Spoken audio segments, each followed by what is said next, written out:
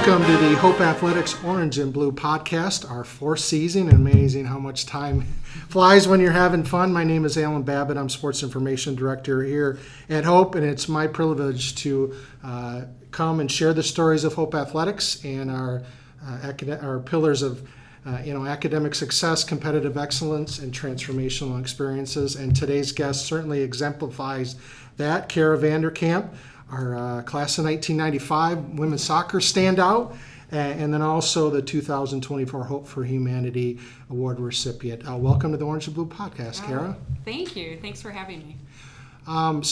This award was presented started in 1990, and it's presented to Hope alumni athletes who have demonstrated Christian commitment and service to others in their careers after Hope. What does it mean to you to be chosen as this year's recipient? Well, first of all, I would say it's a huge honor and an enormous surprise. I was very surprised to receive this award. I know there are so many alumni out there who played sports at Hope who are doing amazing things. And so to be singled out in this way is pretty humbling and a big honor. Yeah. When you look back on your time as a student athlete at Hope, mm-hmm. what comes to mind when you think of playing soccer at Hope? What jumps to your mind, Kara? Yeah, the first thing that comes to mind is fun. I was thinking about that earlier today, that I just loved playing soccer at Hope College. It was being part of a team and just the camaraderie. And, we weren't just teammates, we were really great friends. We did a lot together. And, and I think just the whole sports experience is one that brings you together too.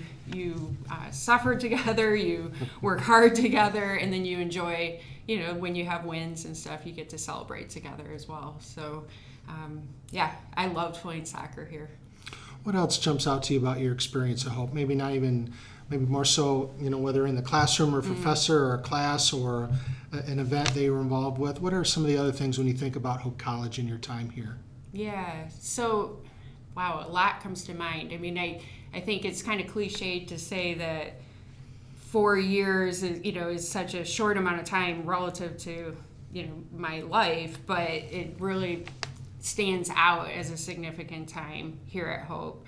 I think about my professors, how, I think one of the things about Hope that I just loved was the fact that the classes were a little bit smaller and the professors truly care about their students. And so that was impactful. I think more specifically, I think of things like we did a trip to Beaver Island. I think that was a May term where we took some disadvantaged children from the community here and we did a backpacking trip on Beaver Island. I did a Washington semester, and that was very impactful for me. I think that really helped set a course, a direction for my life and what I wanted to accomplish.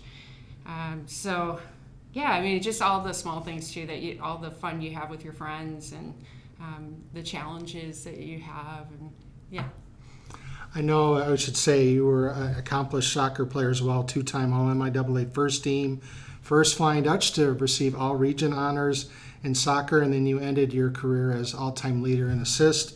You were co-captain as a senior as well. What did you learn about leadership involved with the Hope Soccer program that has helped shape you into the woman and professional you are today? Yeah, well, I think one of the things I really love about soccer is it truly is a team sport, that everybody has to play at their best in order to be successful and to win as a team. You have to sacrifice for the team. And so as far as leadership is concerned, I think really trying to find the strengths of every person on the team and then drawing that out of them. I find that I use that all the time in the work that I'm doing now, just trying to find the right people and the people with the right skill set and all of that, and then encouraging one another, being positive, and challenging each other as well to bring out the best. How did you pick up the game? When did soccer become your game? Oh, maybe when I was 5 or 6.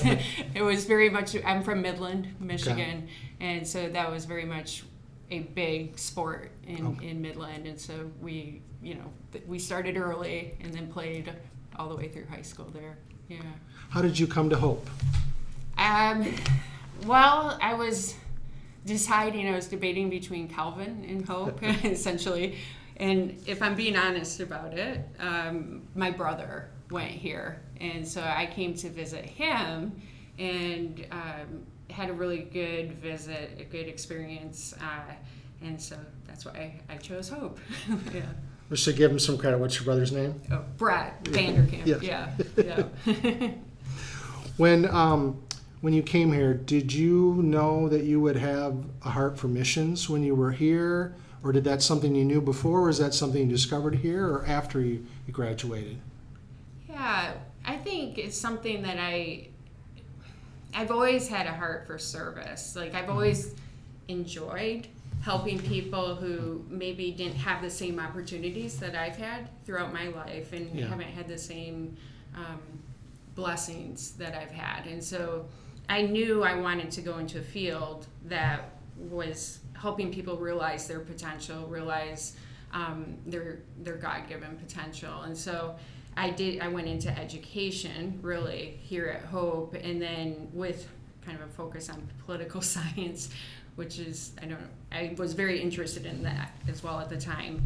But it was after college, I was looking for a job, a teaching job. Okay. But I knew that I wanted to do something a little bit different. Mm-hmm. And so my grandmother actually gave me an advertisement from the Church Herald, the Reformed Church Herald, and they were looking for teachers in Kenya to teach missionary children. And so that's how, I thought, I'll apply for that. That sounds like an adventure. And so I ended up going to Kenya for a couple of years, and that kind of led me on this path. You went on to also earn your master's degree in Columbia in comparative and international education. And then in 2007, you went to Niger, and obviously your life has been changed. Tell us first about the Remember Niger Coalition and the work that you do as a group. The Remember Niger Coalition, our mission is to unify people and mobilize resources to expand quality educational opportunities in Niger. And basically what we do is we come alongside Nigerians. Generally it's a local church, but it could be an association, it could be a different group, and we come alongside of them, and they start their schools. They have a vision, a plan for a school in their community, and we come alongside of them and help them realize that vision. So we do things like school construction, we have a sponsorship program, we've put in solar powered wells, we have a whole variety of things that we do because we really tailor our approach to our partners' needs and their vision, their desires. But Niger is one of the least developed countries in the world, and it's the least educated. Only about 50% of children have the opportunity to go to school there, and that's only for maybe even a couple years. So looking at girls, of the girls who start primary school, only 5% of those girls continue on to middle school. Yeah, so I just think we have this awesome opportunity, and if you're interested, I can tell you a little bit about the history of that, but we have this really amazing opportunity to work with Nigerians who own and operate their schools and are really doing a great job of providing quality education to their neighbors' children, their children, and in a country where most children don't have that opportunity. How did that particular spot in the world, how did you get there from Kenya? I went back and taught in Chicago for several years, and then went back for my master's degree, as you said. And as I was finishing up my master's degree, a missionary who was the director of missions for, I believe, the Presbyterian Church at the time, or maybe it was the Reformed Church.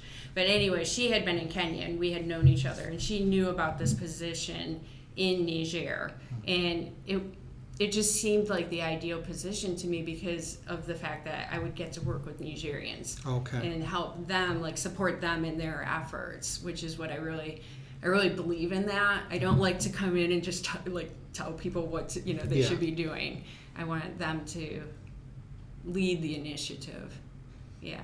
Tell us more about the coalition you were mentioning earlier about kind of the expanse of what you're doing and the opportunities maybe there for people Hope alums to support. Yeah, that would be great because first of all, I think it's exciting. It's exciting anytime that you can you find an opportunity like this where so basically when I lived there, I was there for 2 years and I was working with local church leaders and helping them establish schools in their community. And what became apparent to me pretty quickly was that they had everything that they needed. They had the vision. They had a pretty concrete plan. They knew what they were doing. They knew how to start schools in their community, in their country. What they lacked were partners. And I thought, really, I think I could be more useful going back to the United States and helping them find more partners. And so that's how Remember Niger started. And so when we started, we had 3 school partners, about 400 students. Since that time, we now have 18 school partners and over 5,000 students that we support. And there are more. There's more opportunity there. I just feel like it's just so ripe for, being able to make a concrete difference in a country that, they just do not have the same opportunities that we do. And so if you want to make a difference, I'm telling you, this is the place to go because, for a school construction project, we usually start with 3 classrooms, a 3-classroom block. It's about $45,000 to build. Well, I mean, to be fair, it's a basic concrete building, but when you compare that to what you're spending here in the United States, it's nothing. And so, to send a child to school, it's about $35 a month through our sponsorship program. It's like, you change a life for $35 a month. It's just, to me, it's incredible that we have this. I keep saying opportunity. I need to come up with a different word. Where's the best way? And I got a few more questions about it, but before I forget, what's the best way to learn more and to find a way to donate and support the coalition? Yeah, you could go to our website. I think that's probably the easiest way. It's Remember Niger, Niger. .com or .org. Yeah.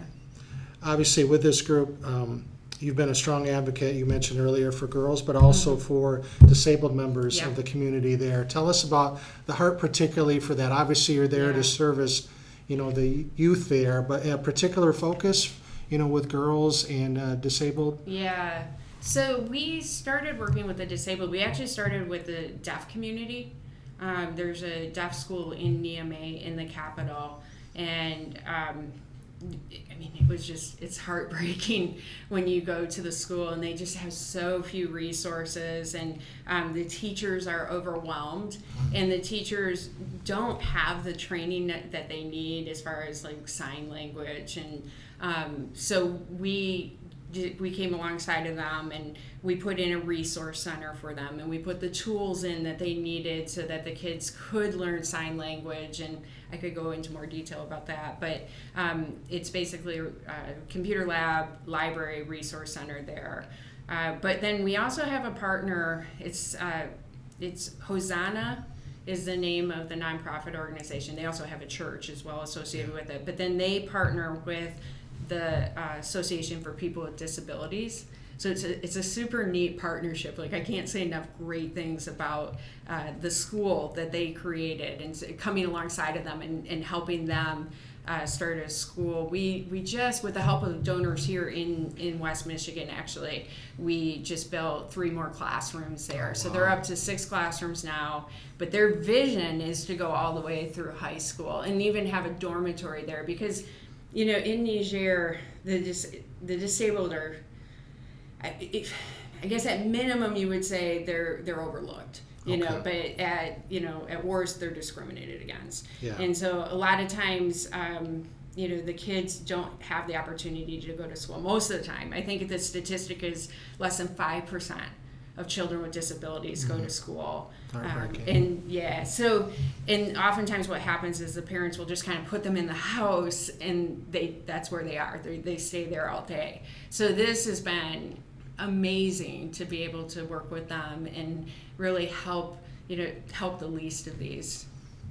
I was just looking at the numbers here, and during the past 15 years, more than 80 classrooms in 13 different communities, as well as 115 teachers receiving training annually, and I think there are 400 boys and girls in primary school, and then 98 girls in middle and high school who would not otherwise be educated. And the partner schools have a 90% pass rate on the national exam. When you have moments like that, obviously you're busy and trying to do as much as you can, but what does it mean when you see the success and that continue to grow from where you started, back in 2007?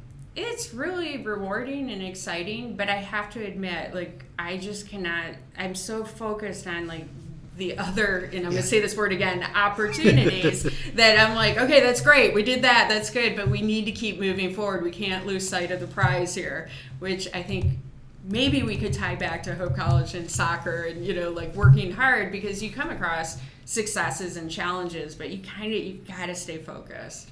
Yeah. Obviously, and those listening, and then some, there's a few student athletes here that'll be graduating, this year and graduating soon. What advice would you be for them to find their calling to be to serve in the world, whether it's in Africa or Asia or right here, in North America and the United States? What would you recommend, having experienced what you've experienced so far, to help them, find their calling and listen to what God wants them to do to help others? Yeah, I think they're at an exciting point in their life where they're just, there's so much possibility that they can do. So first of all, I would say enjoy it, but my advice would be, you have everything you need to be successful. You're at Hope College. You're in the athletic program. You have, you're being challenged academically, athletically. You're a part of a team. You're learning everything that you need you're gaining everything that you need to be successful. So regardless of the path that you choose, I would say, go out there and be successful. And then don't forget to look for the opportunities to be of service. But really, for me, I would say to empower other people, to come alongside of them and help them realize their vision. Because what you start to realize the more you're out there is that we are really lucky people, that we had the opportunity to go to this amazing institution and be with these. Obviously what makes Hope great it's the people, right? Yeah, and the certainly. students, everybody. And so I think, taking that gratitude and using it as, a motivator to help other people and assist them. I have to say, for me personally, working with our partners, my colleagues in Niger, it is the privilege of my lifetime. Mm-hmm. And there's so much, it's sad because life is so hard in Niger for these people, but there's also joy mixed in with that. And so I would just encourage people to experience that. And remember, folks, remember Niger, so REMEMBERNIGER.org. Go check out the information and support the wonderful coalition and all that Kara and her team are doing there. And this concludes episode 1 of the new season of the Hope Athletics Orange and Blue podcast. Look forward to having more conversations in the coming months with some of the great people here at Hope that strive to not only for success in the field, on their field and in their classroom, but also serving God's community as well. Thank you, Kara. Thank you.